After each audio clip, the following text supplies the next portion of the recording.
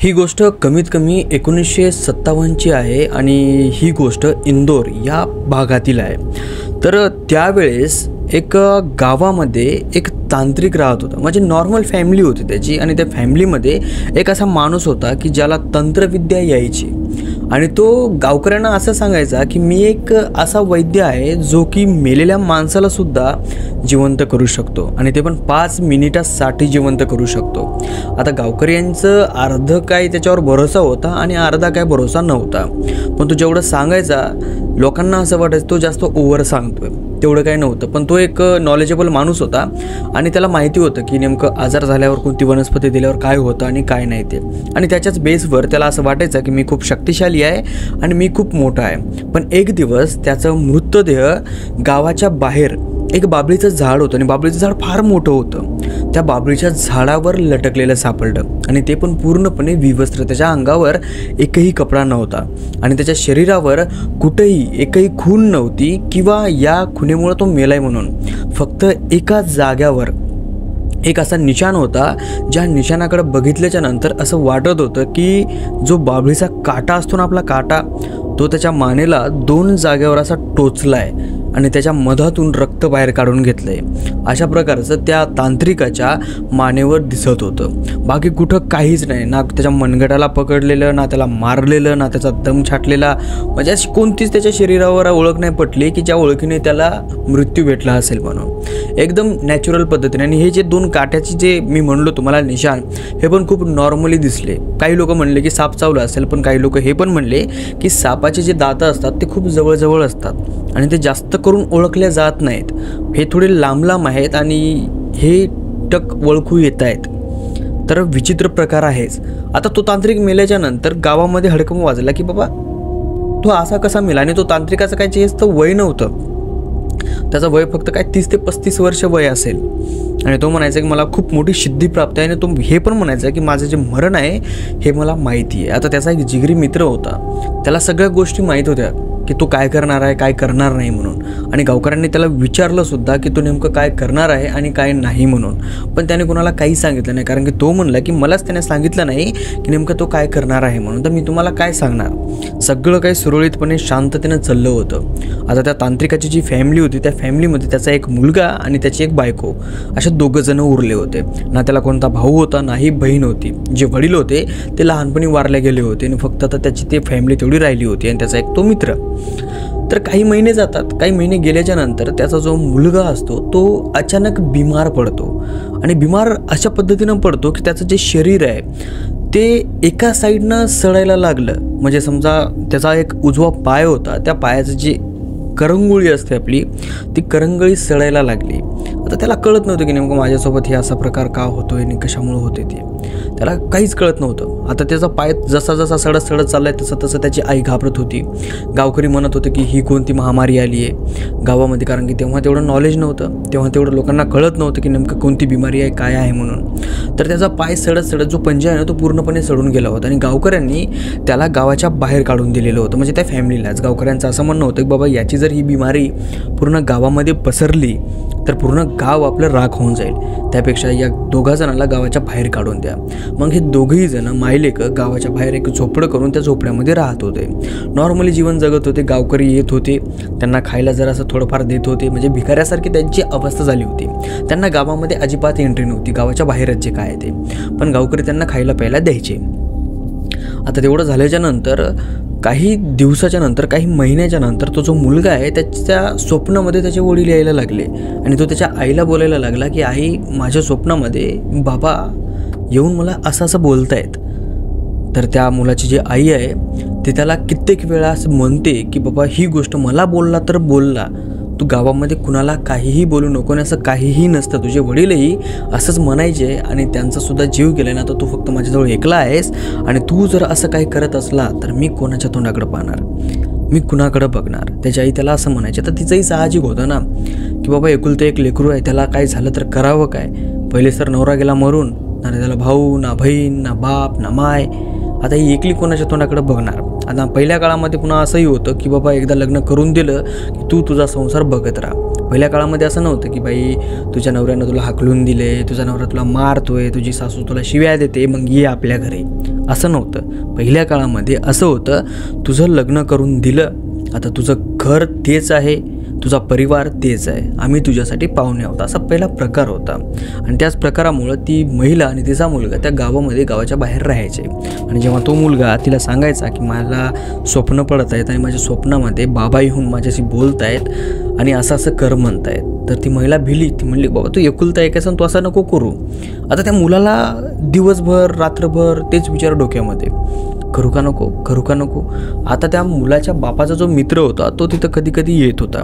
आता तो जो मित्र आहे तो त्या घरी येत होता आणि हे सगळ्या गावांना माहिती होतं आणि गावांना थोडं विचित्र पद्धतीने माहिती होतं. गावकऱ्यांचा जो शक आहे तो थोडाफार त्याच्यावर सुद्धा येत होता, कारण की गावकऱ्यांना माहिती होतं जो माणूस मेल आहे त्याची जी वाईफ आहे तिचा आणि याचा थोडाफार प्रेमसंबंध होता. आणि तो गेल्यापासून हा तर तिथं खूप जास्त दाढ जात होता. आणि जो मुलगा होता तो जो म्हणत होता की माझा तर काका आहे, माझ्या तर ओळखीचा, माझ्या तर बाबाचा मित्र आहे, पण त्याला माहिती नव्हतं की आपल्या आईच्या आणि त्याच्या मदत नेमकं काय चाललं आहे म्हणून. याला एकदम नॉर्मली माहीत की बाबा थोडंफार ओळख आहे, नातं आहे, येतात, मदत करतात आणि जातात. पण गावकऱ्यांना सगळं माहीत आणि गावकऱ्यांना असंही वाटायचं की या दोघांच्या प्रेमप्रसंगासाठी याने त्याच्या बापाला मारले. पण इथं ना थोडंसं वेगळं होतं. हे असं होतंच, पण यांनी त्याला मारलेलं नव्हतं. इथं फार विचित्र प्रकार होता. आणि याच्यानंतर जेव्हा त्याचा जो मुलगा आहे, त्या माणसाचा मेलेल्या तांत्रिकाचा जो मुलगा आहे, जेव्हा तो या फील्डमध्ये येतो, म्हणजे तो याच्यात पाऊल ठेवतो ना, त्यावेळेस त्याला सगळं काही असं साक्षात्कार होतो आणि तेव्हा त्याला सगळं काही समजतं. आणि त्याच्यानंतर त्याने जे केलं ना ते फार भयानक केलं. ऐका, समोर सांगतो. मग तो तिथे येत होता, बोलत होता, जात होता. आणि ती जी महिला आहे ती त्याला सांगत होती की मुलाला असं असं होतं आहे, मुलाला असे असे स्वप्न पडतात. तर तो एकदा दोनदा ऐकतो आणि नंतर म्हणतो की काय डोकं दुखते यार, करू दे त्याला काय करायचं ते, मरल बापासारखं तो, जाऊ दे, डोक्याचं टेन्शन तरी मिटून जाईल आपल्या, असं म्हणला आणि तो तिथून निघून गेला. तर त्याच्या आईच्या डोक्यात पण हे शिरलं की ठीक आहे, करू दे काय करायचं ते. परत त्याला स्वप्न पडलं त्या मुलाला. परत तो त्याच्या आईपाशी आला. त्याच्या आईला म्हणला की आई, बाबा माझ्या स्वप्नामध्ये आले आणि त्यांचे जे पुस्तक आहे त्यांच्या पुस्तकामध्ये एक पुस्तक आहे, ज्या पुस्तकात दंत पिशाच याचं वर्णन केलेलं आहे. आणि ते मला म्हणले की तू जर त्या दंत पिशाचला प्रसन्न केलंस, सिद्ध केलंस, तर तुझी जी ही बिमारी आहे ही सॉल्व्ह होईल आणि तुझ्यामध्ये अखंड आणि अनोख्या शक्त्या येतील. मला ते पुस्तक पाहिजे. आणि त्याची आई ती टाळायचं. त्याची आई त्याला म्हणायची की तुझा बापही तेच करत होता ना, तर तूही तेच करायच्या नादी लागलास. त्याची आई टाळायची, पण तिचा जो प्रियकर आहे तिला सांगून गेला की होऊ दे, काय होऊ द्यायचं ते. मग ती म्हणली की बाबा ठीक आहे, लई दिवस झाले तू मला असं बोलतोयस, तर मी तुला तुझ्या बापाचे पुस्तकं देते. मग ती एक असा पुस्तकाचा गठ्ठा काढते, जे लाल याच्यामध्ये कपड्यामध्ये बांधून ठेवलेला असतो, त्याच्या पुढे नेऊन आपडते. तो काढतो आणि त्याच्यामधलं ते पुस्तक बाहेर काढतो, जे पुस्तकाबद्दल त्याचा बाप त्याच्या स्वप्नामध्ये येऊन वर्णन करायचा. आता ते पुस्तक जेव्हा त्यानं हातात घेतलं त्यावेळेस त्याला असं फील झालं की खरंच अंगामध्ये नवीन काहीतरी ताकद आली आहे. आणि त्याला असं वाटायला लागलं की मी खूप फ्रेश आहे. आणि जे त्याला आजार होता त्याला असं वाटायला लागलं की ते काहीच नाही आहे, माझ्यामध्ये एक विचित्र प्रकारची आणि खूप शक्तिशाली शक्ती आली आहे. त्याला ते फील झालं. हातामध्ये पुस्तक घेतल्या घेतल्या तो त्याच्या आईकडं बघतो आणि हसतो आणि बाजूला जाऊन एका झाडाखाली बसतो आणि तो पुस्तक वाचत राहतो. आता ते पुस्तक वाचता वाचता तो इतका त्याच्यात मग्न होतो, इतका मग्न होतो की त्याला दिवसाची रात्र कधी झाली ना हे कळत नाही. रात्रीच्या वेळेस जेव्हा त्याची आई त्याच्यापाशी येते जेवण घेऊन, त्यावेळेस त्याला कळतं की आईला आता तर रात्र झाली आहे. आणि याच्यातही आश्चर्यजनक गोष्ट अशी की त्याच्याजवळ काहीच प्रकाश नसताना देखील त्याला त्या पुस्तकामधले शब्द स्पष्ट दिसत होते, स्पष्ट दिसत होते. आणि त्याची आई त्याला विचारते सुद्धा, एवढी रात्र झाली आहे, मी तुला आवाज देऊ देऊ परेशान झाली आहे, तुझा काका येऊन गेला इथून, तुझा काका देखील तुला आवाज देत होता, पण तुला ऐकू येत नव्हतं का? त्या बाईचा जो प्रियकर आहे तो येऊन पण गेला, तिच्यासंग कार्यक्रम करून पण गेला, तरी हा झाडाखालीच बसलेला होता. तो म्हणला की नाही आई, मला तर काय ऐकू आलं नाही आहे आणि खरंच की रात्र झाली आहे. आणि कमालीची गोष्ट अशी आहे, मला याच्यातले शब्द अजून पण दिसत आहेत. आता तो आईला त्याच्या वाचून दाखवतोय, पण त्याच्या आईला त्याच्यातले शब्द दिसत नाही आहेत. आता तो म्हणतो, त्याची आई म्हणते, बाबा मला सांगूही नको, मला काय कळतही नाही आणि मला वाचताही नाहीत, आणि तू जे वाचायला ते माझ्या डोक्याच्या वरून चाललंय सगळं. आणि जो हा आहे याचे वडील थोडे वैद्य होते, शिक्षणामध्ये परिपूर्ण होते, संस्कृत शिकलेले होते, त्यामुळे त्यांनी याला शिकवलेलं होतं वाचायचं कसं, बोलायचं कसं आणि थोडंफार चलायचं कसं, त्यामुळे यालाही ते वाचता येत होतं. आणि वाचता वाचता याची जी वाचन शैली आहे ती खूप जास्त प्रभावित झाली होती. त्याच्यामध्ये त्याला फील होत होतं ना की माझ्यामध्ये अनोखी ताकद आली आहे म्हणून. तर त्या ताकदीमुळं याला एकदम नवल वाटायचं. हा अशी खुशीनं उठला, कणकण घरामध्ये गेला, जेवण केलं. आता जेवण यानं अशा प्रकारे केलं की त्याची आई शॉक झाली. त्याचा आजार होता, त्याचा उजवा पाय पूर्णपणे खालून पंजा सडला होता, एकदम असा गोटा कसा असतो त्याच्यावर खापर चढतं तशा प्रकारचा त्याचा पाय झाला होता. पण आज त्याला त्या पायाचं काहीच वाटत नव्हतं, त्याला अजिबात त्रास होत नव्हता आणि रोज जेवढं जेवण करायचं त्याच्यापेक्षा दुप्पट आज त्यानं जेवण केलं होतं. आता हे बघून त्याच्या आईला भीती वाटायला लागली की याच्यामध्ये हा काय विचित्र प्रकार आहे. आणि त्याच्या तोंडावरचं जे तेज आहे ते पण फार विचित्र पद्धतीने त्याच्या आईला दिसत होतं. आता ती रात्र तर गेली, उजाडला दुसरा दिवस उजाडल्याच्या नंतर जे तिचा प्रियकर आहे त्याच्या माईचा, तो तिथं आला आणि ती त्याला सांगायला लागली की रात्री असा असा प्रकार झाला. पोराला रात्री दिसत होतं पुस्तकामधलं, येऊन जेवण करत होता आणि ती पण दुपटीनं जेवण केलं त्यानं. आता तो थोडासा हसला आणि एकदम विचित्र नजरेने याच्याकडे बघितलं आणि तिला म्हणला की जाऊ दे रे, येडगिडं झाला असेल ते, सोडून दे त्याचा प्रश्न. कम्प्लिटली 8 दिवस होतात आणि त्या 8 दिवसाच्या नंतर त्याचा जो उजवा पाय सडलेला होता तो आपोआप कमी होतो आणि आपोआप तो पाय नीटसुद्धा होतो. हे पाहिल्याच्या नंतर त्याच्या आईच्या पायाखालची जमीन मात्र सरकते. तिला वाटतं की जे हे बोलत होता ते खरंच आहे. नंतर तिनं पुन्हा त्याच्या प्रियकराला सांगितलं. त्याचा प्रियकर म्हणला की बाबा झालं असेल काही, असू दे, चांगलं आहे. आणि त्याच्यानंतर परत 8 दिवस ते पुस्तक वाचायला त्याला पुरलं, म्हणजे कम्प्लिटली 16 दिवस ते पुस्तक त्याला वाचायला पुरलं. आणि जेव्हा त्याने ते पूर्ण पुस्तक वाचलं त्याच्यानंतर त्याला ती पूर्ण विधी माहीत झाली की ही विधी केल्याच्या नंतर आपल्याला दंतपिशाच हा प्राप्त होईल, याची सिद्धी आपल्याला भेटेल. आणि जेव्हा याची सिद्धी आपल्याला भेटेल त्यावेळेस आपण पूर्णपणे शक्तिशाली राहू आणि पूर्णपणे आपण शक्तिशाली होऊ. मग याने पूर्णपणे तयारी केली, काही लिंब आणले, काही जळतण आणलं आणि दूर एका जाग्यावर त्यानं एक यज्ञ तयार केलं. आणि त्या पुस्तकामध्ये पाठीमागून 4 कोरे पेज होते. आणि जेव्हा ते पूर्ण तयारी केली याने, हळद आणले, थोडेसे कुंकू आणलं, हळद आणलं, लिंब आणले, यज्ञ आणलं, त्याच्यामध्ये लाकडं आणले, त्याच्यामध्ये ओरिजिनल तूप आणलं आणि रात्री 2 वाजता ते यज्ञ सुरू करायचं होतं. त्याने ते यज्ञ सुरू केलं आणि सुरू केल्याच्या नंतर जे ते पुस्तकाचे 4 पानं कोरे होते त्या 4 पानावर कम्प्लिटली मंत्र आपोआप दिसायला लागले. जसा जसा हा समोर जात गेला तसं तसं त्याच्यावर मंत्र दिसायला लागले आणि कम्प्लिटली 1600 वेळेस ते मंत्र त्याला वाचायचे होते. आणि हे मंत्र आणि ही विधी 2 घंटे चालणार होती.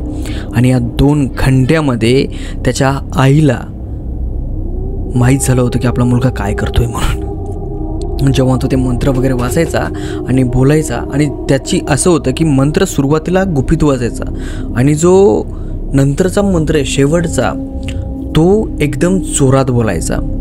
आणि त्यावेळेस त्याला तो जो दंत पिशाच आहे तो प्रसन्न होईल, सिद्ध होईल आणि त्याला जे मागल ते त्याला भेटल असं होतं. पण याच्यामध्ये एक अशी खोट होती की जर समजा त्याला कोणी डिस्टर्ब केलं आणि या कथेमध्ये कोणी जर त्याला थांबवलं तर जो दंत पिशाच आहे तो याच्या मधात जाणार, म्हणजे याच्या आत घुसणार आणि नंतर तो समोरच्या माणसाला संपवून टाकणार, नंतर यालाही संपवणार. आणि जर नाही झालं तर नंतरची सिद्धी अशी होती की तो प्रसन्न झाल्याच्या नंतर याचं शरीर त्याच्यासमोर जाणार, तो याला चावणार, याचं थोडंसं रक्त पिणार. आता रक्त पिल्याच्या नंतर त्या माणसाचं शरीर काही वेळासाठी थंड पडतं. म्हणजे सोप्या भाषेमध्ये म्हणायचं म्हणजे जेव्हा दंतपिशाच त्या समोरच्या माणसाचा, जो माणूस विधी करतोय त्या माणसाचं रक्त जेव्हा पितो त्यावेळेस तो काही घंट्यांसाठी मरतो. आणि काही घंट्याच्या नंतर जेव्हा तो परत जिवंत होतो त्यावेळेस त्याच्या शरीरामध्ये अनोख्या आणि एकदम खतरनाक पद्धतीच्या शक्त्या निर्माण होतात. आता असं सेम त्याच्या वडिलांसोबत झालं होतं, पण तिथे एक प्रॉब्लेम झाली होती. आणि ती प्रॉब्लेम अशी की ज्या वेळेस दंतपिशाचाने त्याच्या वडिलाला खाल्लं होतं, म्हणजे थोडंसं चावलं होतं, त्यावेळेस जेव्हा त्यांचं शरीर खाली पडलं होतं तर त्या टायमामध्ये गावकऱ्यांनी त्यांच्या शरीराला बघितलं आणि बघितल्याच्या नंतर गावकऱ्यांना वाटलं की तो मेलाय. त्यामुळे त्याचं शरीर गावकऱ्यांनी जाळलं आणि तो बत्ती गुल कार्यक्रम झाला त्यांचा. अशा प्रकारचं त्याच्यासोबत झालं होतं. आणि ही गोष्ट याला माहिती झाली होती, याला कळालं होतं की समोर माझ्या बाबासोबत असं असं झालेलं आहे आणि मी सुद्धा आता तसं करणार आहे आणि जर माझ्यासोबत तसं झालं तर मी सुद्धा मरेल. म्हणून याने एक काळजी घेतली, ज्यावेळेस आपली पूर्ण सिद्धी होणार त्यावेळेस तो समोरच्या ते दंतपिशाच आहे त्याच्या येण्याच्या अगोदर तो एक अशी जागा निवडणार ज्या जागेवर तिथं गेल्याच्या नंतर कमीत कमी 8 तास त्याला कुणीही शोधणार नाही, शोधलं तरी तो कुणाला सापडणार नाही. अशा प्रकारची तो जागा बघणार आणि त्या जागेवर तो जाऊन बसणार आणि तिथं तो दंतपिशाच येणार आणि त्याला चावणार आणि मग तिथून तो त्याची प्रक्रिया समोरची चालू. तर असा हिशोब केल्याच्या नंतर त्याच्या आईला समजलं होतं. त्याच्या आईने त्याच्या प्रियकराला बोलवलं, म्हणजे तिच्या प्रियकराला, आणि रात्रीच्या 2च्या टायमास त्याची ती प्रक्रिया सुरू झाली. लांब कुठेतरी एका टेकड्यावर जाळ दिसत होता आणि तो जाळ मंत्र वाचत वाचत चालू होता आणि ते जे सगळं आहे ना ते सगळं त्याची आई आणि तिचा प्रियकर बघत होता. दोघा जणांनी एकमेकांसोबत कार्यक्रम केला आणि ती त्याच्यावर हसत होते की या काय येण्यासारखा करतोय, एकदम फालतूपणा आहे, असा तसा तसा असा. यांना वाटलं की असंच आहे काहीतरी. मग तो जो आहे तो बघता बघता जाळ कमी झाला आणि पूर्णपणे विझलं, म्हणजे पूर्ण ब्लँक झालं. यांना वाटलं की त्याचं संपलं आहे काय की आता आपण जाऊन बघावं तिथं. मग त्याची आई आणि तिचा प्रियकर त्या जागेवर जाऊन बघतात तर तिथं तो नव्हता. आता तो एका अशा निर्जन जागेवर गेला होता की त्या निर्जन जागेवर कुणीही जात नव्हतं. लोकांचं तिथं एक असं म्हणणं होतं की बाबा एक असा छोटंसं घर होतं गावाच्या खूप बाहेर आणि लोकांचं असं म्हणणं होतं की घरामध्ये खूप मोठे भूत आहेत, म्हणजे जास्त भूत आहेत तिथं एकापेक्षा अधिक, आणि तिथं गेल्याच्या नंतर माणूस मरतो. आता याला ती जागा परफेक्ट वाटली. हा तिथं गेला आणि बसला. याच्यासमोर एक दंतपिशाचनी निर्माण झाली.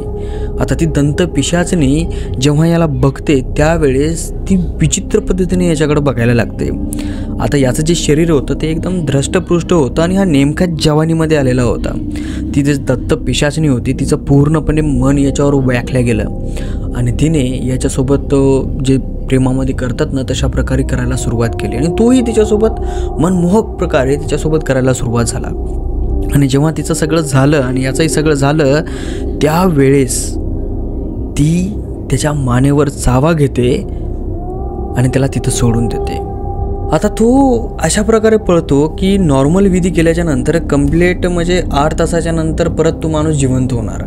पण यावेळेस याच्यासोबत थोडं विचित्र घडलं. याच्यासोबत ती जे दंतपिशाचनी आहे तिनं रोमॅन्स केला आणि त्याच्यामुळं याच्यासोबत थोडासा लाँग टाईम लागला. म्हणजे याला 8 16 घंटे लागले आणि त्या 16 घंट्यामध्ये गावामध्ये जो काही प्रकार घडला ना तो थोडा विचित्र घडला. गावकऱ्यांनी जिथं नाही बघायचं तिथं बघितलं आणि हा कुठं सापडला नाही. जे त्याची आई आहे ती रडू परेशान होत होती. आता तिचं रडणं वरून होतं. तिला माहिती होतं की हा गेला, बरं झालं. तिचा जो प्रियकर आहे त्यालाही बरं होतं की तो गेला म्हणून आता दोघंजण मोकळे झाले होते एकदम. पण पूर्ण गावकरी जिथं नाही बघायचं तिथं बघितलं, सगळीकडं बघितलं, पण हा सापडला नाही. आता हे गावकरी तिथं सुद्धा गेले ज्या जागेवर हा जाऊन पडला होता तिथं, पण तिथंही तो दिसला नाही. ॲक्च्युली तो तिथंच होता पण तिथं दिसला नाही, कारण की त्याच्यावर काही शक्त्यांनी प्रभाव केला होता. जी दंतपिशाचनी होती तिनं जेव्हा त्याच्यासोबत संभोग केला होता त्यावेळेस तिच्या काही शक्त्या ही सगळी प्रोसेस व्हायच्या अगोदरच आली होती आणि त्याच्यामुळंच त्याला 8 16 घंटे लागत होते. म्हणजे नॉर्मली जो दंतपिशाच असतो त्याच्यापेक्षा कितीतरी ताकदवर हा दंतपिशाच बनणार होता आणि हा समोर असताना देखील कोणाला दिसला नाही. 16 घंट्याच्या नंतर गावकऱ्यांनी असं समजलं की याला कुणातरी जंगली जनावराने खाल्लं असेल, नाहीतर चोरांनी मारून कुठंतरी फेकून दिलं असेल. सगळ्यांनी ठरवलं की हा मेलाय म्हणून आणि 16 घंट्याच्या नंतर हा जागी झाला. जेव्हा हा जागी झाला त्यावेळेस याच्या शरीरामध्ये याला रक्त कमी आणि वीज जास्त धावती असं वाटत होतं. एक अशी एनर्जी की हा स्वतःला असं समजत होतं की मी किती मोठा ताकदवर आहे. यानं जर समजा बाजूच्या भिताडाला हात जरी मारला तो भिताड पडून जाईल इतकी ताकद याच्या स्वतःमध्ये अनुभवत होती. हा पूर्णपणे व्यस्त होता, म्हणजे स्वस्थ होता. जेव्हा तो रूमच्या बाहेर आला, त्या घराच्या बाहेर आला आणि बाहेर बघतो तर त्याला असं वाटायला लागलं की तो या जगामधला सगळ्यात ताकदवर माणूस आहे. त्याने एक असं ट्राय करून पाहिलं की म्हणजे आपल्या ताकद आहे का नाही. एक मोठा गोटा होता, खूप मोठा गोटा. त्याने तो गोटा ढकलला आणि गोटा एवढा मोठा होता की तो नॉर्मली हालतसुद्धा नव्हता, इतका मोठा गोटा होता. कमीत कमी तुम्ही असं समजा की 10 टनाचा तो गोटा असेल.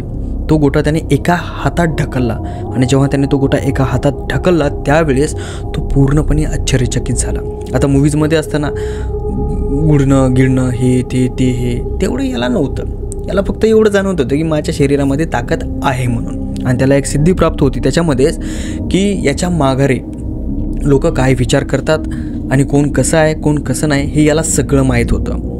हा चलता चलता रस्त्याकडे येतो आणि चलता चलता याला एक विचार येतो की आपल्या घरामध्ये नेमकं काय चालू आहे हे आपण बघावं. हा डोळे झाकतो आणि घरामध्ये पाहण्याचा प्रयत्न करतो. आणि जेव्हा तो घरामध्ये बघतो त्यावेळेस त्याच्या पायाखालून जमीन सरकते. कारण की त्यावेळेस याची आई आणि तिचा प्रियकर दोघंही निर्वस्त्र होते आणि दोघंही जण एकमेकाच्या संभोगामध्ये एवढे बुडालेले होते की त्यांना काहीच कळत नव्हतं. आणि हा पूर्णपणे याला दिसत होतं. ती दृष्टी त्याला म्हणतात ना की कोणती दृष्टी म्हणतात त्याला, अंतर्यामी आणतो ना आपण अंतर्दृष्टी, तशी दृष्टी याला प्राप्त झाली होती. याला फार राग आला. तो घरामध्ये गेला आणि डायरेक्ट उभा राहिला. जेव्हा तो उभा राहिला त्यावेळेस त्याची आई भिली, तिचा प्रियकर भिला. हा त्यांच्याकडे एकदम रागाने बघत होता. याचं शरीर तर हेच होतं पण याची हाईट वाढलेली होती. 8 ते 7 फुटाचा हा झाला होता. नॉर्मली हा 5.5 फुटाचा होता. 7 ते 8 फुटाचा हा पूर्णपणे झाला होता. आणि याचं शरीर जे आहे ते पूर्णपणे हडकुळं झालं होतं. याच्या शरीरावर अजिबात मांस राहिलेलं नव्हतं. पूर्ण हाडकाचा सापळा दिसत होता. फक्त ओळखू येत होतं की हा तोच मुलगा आहे म्हणून. आणि ज्यावेळेस त्याच्या आईने याच्याकडे बघितलं, तिच्या प्रियकराने याच्याकडे बघितलं त्यावेळेस दोघांची अवस्था एवढी भयानक झाली की विचार करता कामा नये. याने बघता बघता तिच्या आईसमोर तिच्या प्रियकराला असं मारलं खतरनाक पद्धतीनं की ती बघून बेहोश पडली. याने सरळ त्याच्या पोटात हात घातला आणि पोटातला जो मणका असतो ना तो बाहेर उपसून काढला आणि त्याचं रक्त पिलं. आणि हे पाहून त्याची आई बेहोश पडली. बेहोश पडल्याच्या नंतर यानं तिला बेहोशीच्या हालतमध्ये जीव मारलं आणि आपल्या घराच्या बाहेर निघून गेला. जेव्हा सकाळ होते त्यावेळेस त्या गावातील माणसं तिथे येतात आणि बघतात तर दोघंही जण निर्वस्त्र मृत्युमुखी पडलेले होते. एकाच्याही जीवामध्ये जीव नव्हता आणि एकदम असं बेकार अवस्थेमध्ये ते पडलेले होते. पहिल्यांदा लोकांना वाटलं की हे कोणीतरी जंगलातल्या जनावराचं काम आहे. पण जेव्हा तिथं लोकांनी जरा ध्यान धरून बघितलं त्यावेळेस थोडं विचित्र पावलं दिसले त्यांना. आणि विचित्र म्हणजे ती ॲक्टिव्हिटी दिसली, म्हणजे मारण्याचा प्रकार थोडा विचित्र दिसला. कारण की त्याच्यातलं एकही मांसाचा तुकडा गायब नव्हता आणि असं काही नव्हतं जे जनावरांना मारलेलं दिसाल म्हणून. फक्त त्या दोघांचं मृत्यू देह तिथं पडलेलं होतं. गावकऱ्यांना असं वाटलं की हे काहीतरी थोडा वेगळा प्रकार आहे आणि गावकऱ्यांनी त्यांचं मृतदेह पुरल्याच्या नंतर सगळ्या गावकऱ्यांच्या मनामध्ये भीती होती की बाबा यांना असं मारलं तरी कोण. अर्धे लोक म्हणायचे की भूत आहे, भूतानं मारलं, तर अर्धे लोक म्हणायचे की जनावरांना मारलं. कम्प्लिटली 8 दिवस होतात. 8 दिवसाच्या नंतर जो हा दंतपिशाच झालेला होता मुलगा याला तहान लागायला लागली, रक्ताची तहान. आणि 8 दिवसाच्या नंतर याने परत एकदा गावामधला एक माणूस उचलला आणि त्याचाही मृतदेह सेम त्याच पद्धतीने टाकलं ज्या पद्धतीने या दोघांचा मृतदेह होता. आणि असं करता करता त्या गावामधले 7 ते 8 लोक मरण पावले आणि 7 ते 8 लोकांचाही मृतदेह एकाच पद्धतीचं दिसलं. मग त्यांनी एका मोठ्या महाराजाकडे गेले, म्हणजे बाबा आमच्या गावावर हे कोणतं संकट आहे, विचित्र पद्धतीने माणसं मरत आहेत, तर यावर उपाय सांगा आणि हे का होतं हेही सांगा. जेव्हा हे त्या महाराजाजवळ गेले त्या महाराजांना सांगितलं की अशी अशी प्रॉब्लेम आहे.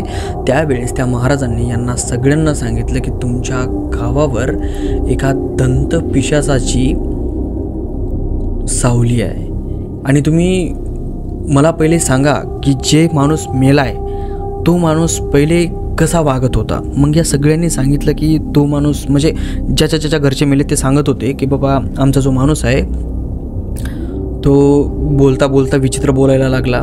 आपोआप त्याचं जे शरीर आहे ते वाळायला लागलं, त्याच्या अंगामध्ये अशक्तपणा यायला लागला, त्याला दिसत नव्हतं, त्याचे डोळे गारोळे व्हायचे आणि नंतर तो मरायचा. अशा प्रकारचे सगळे जितके पण माणसं मेले होते तेवढ्या सगळ्यांच्या घरच्यांनी हेच कारण सांगितलं की असं अगोदर व्हायचं आणि नंतर ते मरायचं. आणि सगळ्यांचे मृतदेह सेम दिसत होते ना. सगळ्यांच्या मृतदेहामध्ये रक्त अजिबात नव्हतं, फक्त कातडं होतं आणि सापळा होता. तर तो जो महाराज आहे, तो जो माणूस आहे, तो म्हणला की हे सगळं ना दंतपिशाचाचं काम आहे आणि त्याला जर शांत करायचं असेल तर विधी करावी लागेल आणि त्या विधीमध्ये आपल्याला काही असं करावं लागेल की तो शांत झाला पाहिजे किंवा त्याला मुक्ती भेटली पाहिजे. आता यांनी त्या महाराजांनी जसं सांगितलं तशी विधी केली आणि त्याला शांत करण्याचा प्रयत्नही केला.